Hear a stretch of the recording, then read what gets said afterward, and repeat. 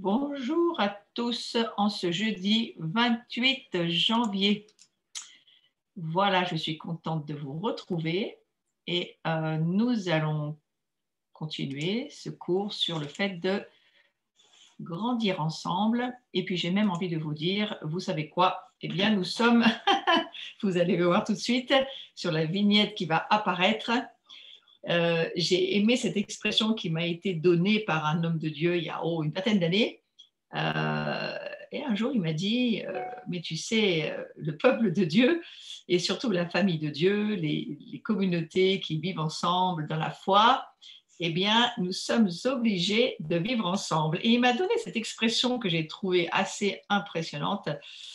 Il m'a dit, eh bien, nous sommes condamnés à être ensemble. Et oui, alors, je ne veux pas le dire comme une condamnation, quelque chose qui serait négatif plus que ça, mais voilà, nous avons besoin de comprendre l'énormité de ce que Dieu nous écrit d'abord dans sa parole, dans le Nouveau Testament. Peux-tu me remettre la vignette? J'aimerais juste qu'on puisse la revoir, et puis il y en a certains qui vont arriver, et j'aimerais leur donner le plaisir de voir cette image que je trouve, moi personnellement, tellement inspirante. Alors, oui, nous sommes condamnés à être ensemble et nous sommes appelés à nous aimer les uns les autres et à vivre dans la communion tous ensemble. Alors, c'est sûr que c'est une affaire collective, mais c'est sûr aussi que c'est une affaire de cœur. Et dans Jean 17, on le connaît tous, ce passage, cette prière sacerdotale de Jésus qui nous dit « Soyez un ».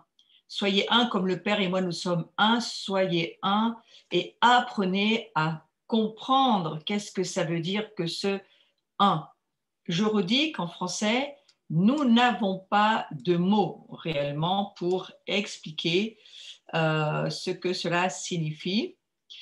Et on peut juste se dire, eh bien, c'est un mot en hébreu qui veut dire nous gardons notre identité, nous gardons ce que nous sommes, mais dans le Messie, nous devenons une seule et même substance, corps, je ne sais pas comment il faudrait dire, nous sommes un seul et même corps, c'est comme ça que Paul le dira, et nous sommes dans ce corps plusieurs membres, nous sommes différents les uns des autres. Et les Hébreux, nous disent la pluralité, la complémentarité, la diversité reste dans ce que nous sommes, le corps du Messie, tout en étant un. C'est un immense mystère sur lequel on est tous en train de réfléchir.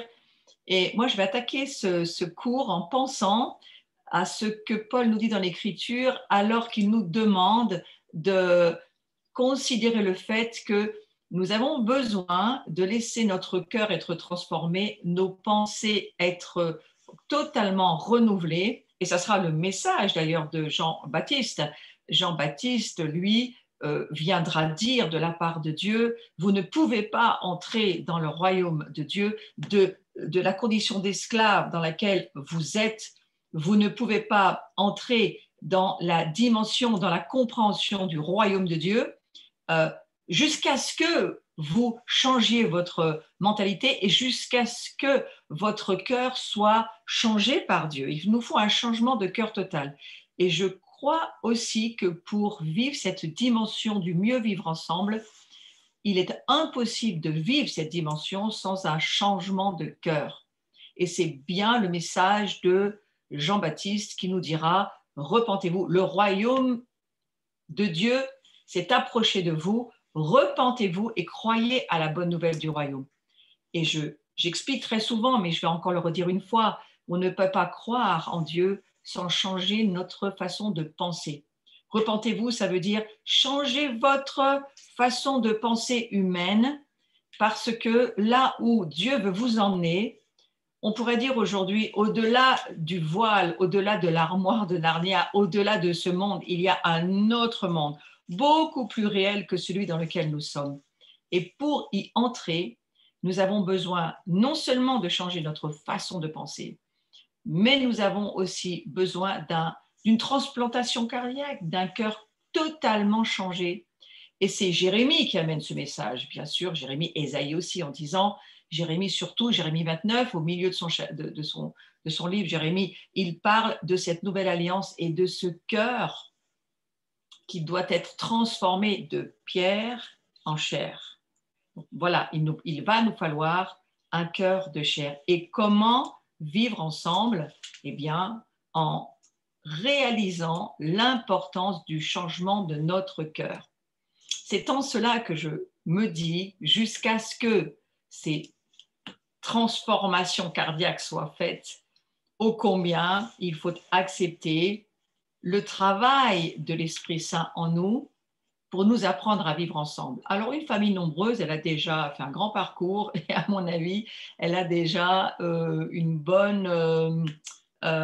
bon entraînement pour que les cœurs commencent à changer. Une personne qui était d'une famille réduite, ou 2 enfants, ou fils unique, ou carrément pas de frères et sœurs, enfin voilà, ça aidera pas à ce changement de cœur. C'est pourquoi je crois que le Seigneur, il a prévu, quoi qu'il en soit, il a prévu une famille spirituelle dans laquelle les choses doivent se passer et doivent être à considérer dans ce que nous avons à vivre.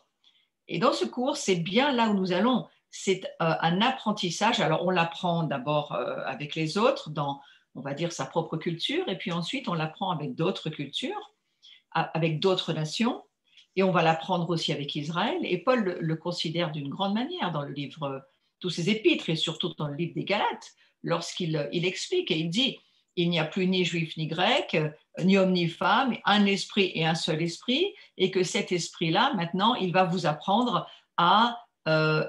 moi, j'ai envie de nous dire, de changer complètement notre identité. C'est de cela dont il s'agit. À ma compréhension, à moi en tous les cas, nous avons besoin de changer d'identité et nous avons besoin aussi de saisir que l'identité céleste n'a rien à voir avec l'identité terrestre. Oui, nous avons des cultures, mais ces cultures, il faut les laisser pour apprendre la culture du royaume de Dieu. Et la famille juive, les messianiques, ils sont aussi là pour nous aider à accomplir tous les changements que nous avons besoin d'accomplir en nous, ne serait-ce que par rapport à la compréhension de la parole de Dieu.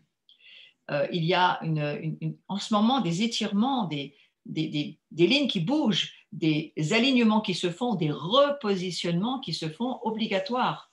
Parce que nous sommes en train d'être préparés pour être cet homme nouveau dont Paul parle souvent dans le Nouveau Testament, en tous les cas dans le livre des Galates, il en parle bien. Et nous nous préparons à cela. Nous nous préparons à être cette épouse, cette église. Et comment le vivre? Il n'y a qu'un seul corps, qu'un seul esprit. Donc, il faut se préparer à cela. Et ce cours, eh bien, nous y aide parce qu'il y a cette injonction de Dieu. Soyez un et soyez parfaitement un. Je reprends toujours cette définition du mot parfait hébraïque qui veut dire mûr. Soyez mûrs dans votre un. Soyez mûrs. Soyez des personnes complètes, faites. Voilà. Donc, je veux nous encourager à cela et la résistance à tout ce que nous allons avoir à faire face, et nous faisons déjà face à un certain nombre de crises, de conflits, de changements tous ensemble. Il y a une résistance, et je vais d'abord peut-être parler de la résistance à garder, faire très attention à vivre dans notre nouvelle identité et pas à laisser la vieille nature revenir au galop ou le vieux roi qui est mort de l'ancienne nature de péché revenir nous influencer. Nous devons être extrêmement attentifs à cela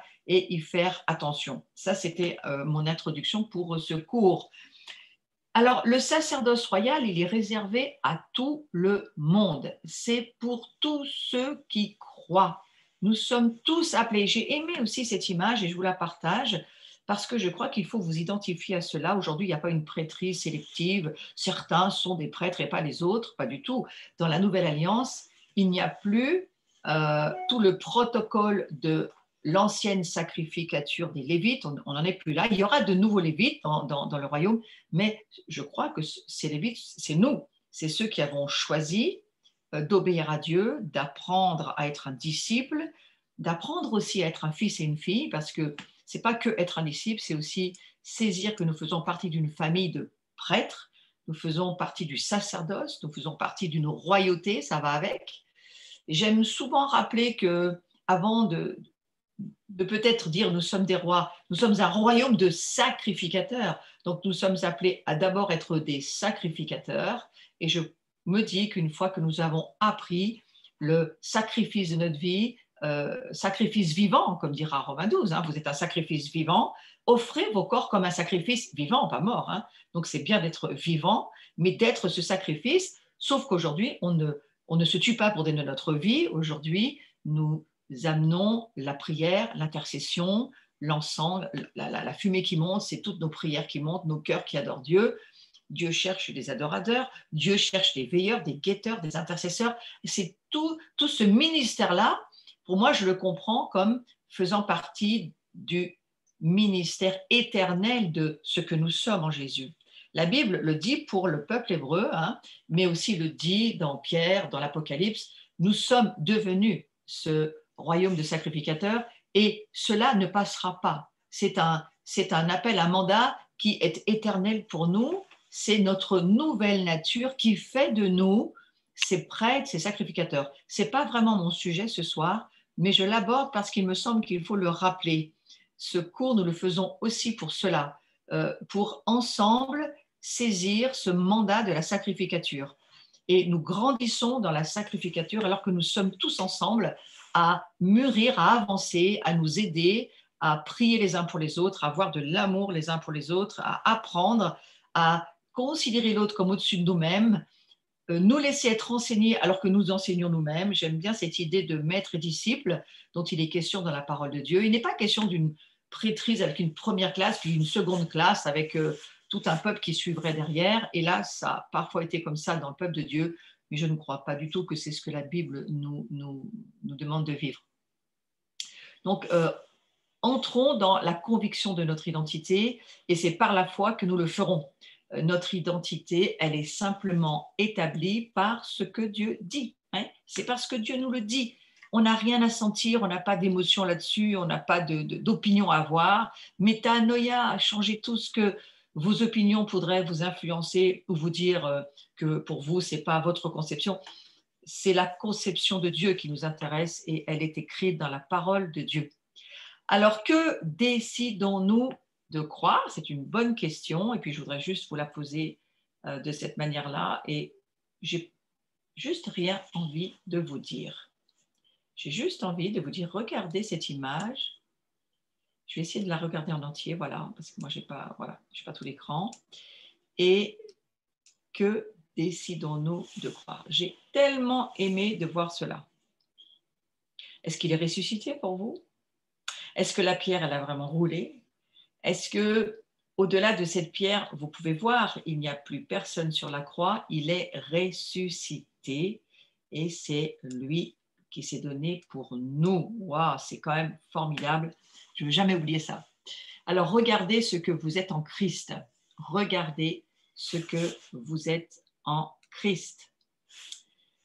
Nous pouvons décider de croire ce que dit la parole de Dieu. Alors, c'est ce que nous sommes en train de faire. Que notre vieil être n'existe plus. C'est pourquoi je vous ai montré l'image précédente. Notre vieil être n'existe plus. Il s'agit d'une prise de position déterminée. Je ne considère plus, Paul dira, considérez-vous comme mort. C'est ça que ça veut dire. Vous considérez que votre vieil être de nature charnelle. Alors, j'ai repris dans le cours précédent toutes ces définitions, ces explications pour que nous puissions nous souvenir et y revenir si dans ce cours c'était trop loin, parce que les premiers cours datent presque d'une année maintenant. Donc voilà, dans le cours précédent, j'ai repris un certain nombre d'explications, de définitions pour que ça soit bien clair pour tout le monde. le vieux roi, le vieil homme est mort. Considérez-le comme mort. Ne vivez jamais avec la perception de vous comme un pécheur. C'est juste faux. Ce n'est pas ce que la Bible nous dit. Donc, il s'agit donc d'un positionnement que nous prenons dans notre pensée. Et il ne peut plus nous contrôler, ce vieil homme ou cette vieille femme. Il ne le peut plus. Il faut se le répéter tous les matins. Je me considère comme mort avec Christ, mais je me positionne comme étant ressuscité dans ma nouvelle identité, dans ma nouvelle vie. Et je veux grandir dans cette nouvelle vie, pas seulement seul, mais avec les autres. Et alors que nous naissons à nouveau, nous devenons d'un enfant un adolescent et d'un adolescent un homme et une femme plus mûrs, il y a aussi en même temps en nous un potentiel qui se développe de je ne veux pas vivre seul, je veux me trouver une famille spirituelle, je veux avoir des relations avec les autres. Pourquoi? Parce que je vais grandir avec eux et que c'est la meilleure façon de vivre. Il n'y a pas d'autre loi avec Dieu que de grandir ensemble. Merveilleuse pensée toujours de Jean 17.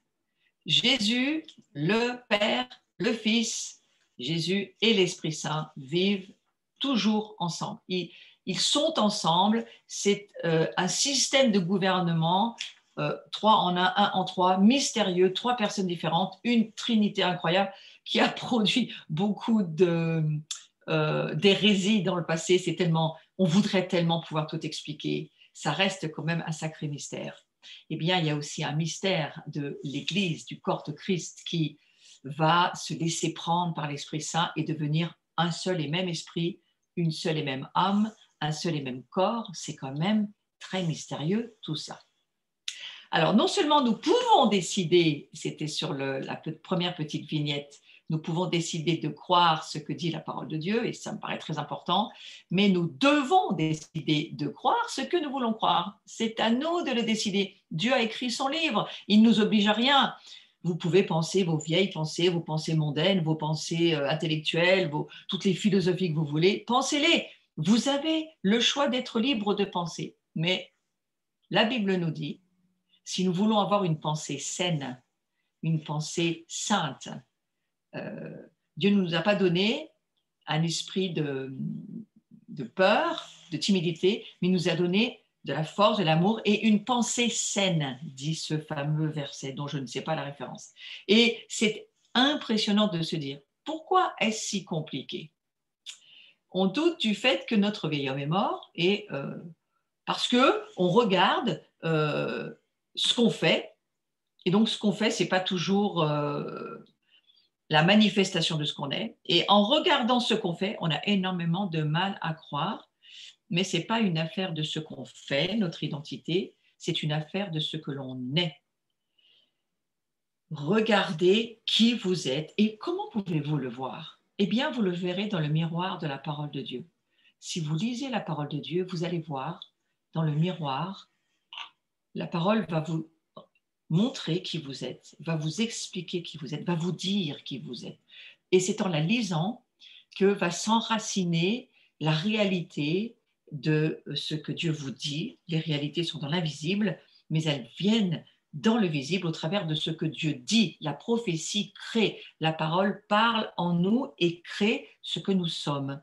Donc c'est extrêmement intéressant de se dire, en écoutant ce que Dieu dit que je suis, en lisant ce que Dieu dit que je suis, en parlant ce que Dieu dit que je suis, je le deviens. Parce que la foi vient de ce qu'on entend, de ce que Dieu dit et qui nous est révélé par le Saint-Esprit.